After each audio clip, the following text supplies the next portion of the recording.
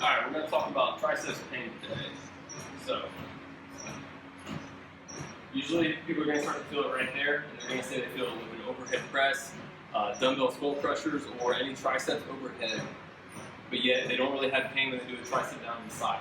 The reason for that is you have three heads to the tricep, and one attaches not only at the elbow, but it also goes up past the shoulder. So it's responsible for bringing the elbow straight, but then also extending the shoulder.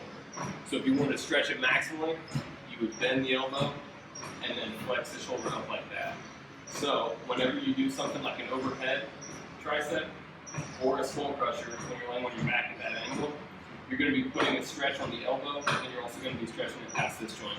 So it's just pulling it even further. It's putting a lot more tension in the elbow right there.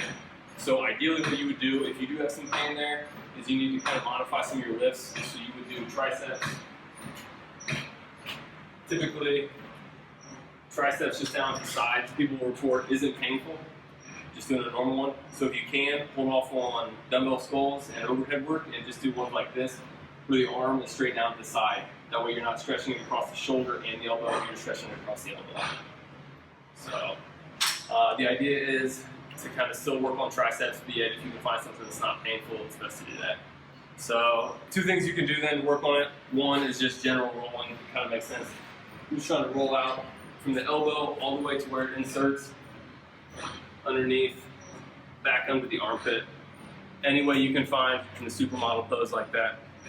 You get down and roll for a couple minutes. You can flex and extend the elbow, trying to find some spots that are tender. Just the usual. That one works pretty well. Kind of like a myofascial release. And then the other one is with the band. You go stretch it. Like I said, stretching it maximally is by flexing the elbow and the shoulder, going back overhead. You would do a band position, kind of like that. So then stretching it across the shoulder, across the elbow. Ideally, it wouldn't be painful since you're not using a lot of resistance against it, like a contraction. Just hang out there. You can do the contract relax, like I talked about in a couple videos ago. You want to check that out. And then this just for about 30 seconds or so to work on some mobility there until you can do pain-free overhead, pain-free skulls, get back to everything.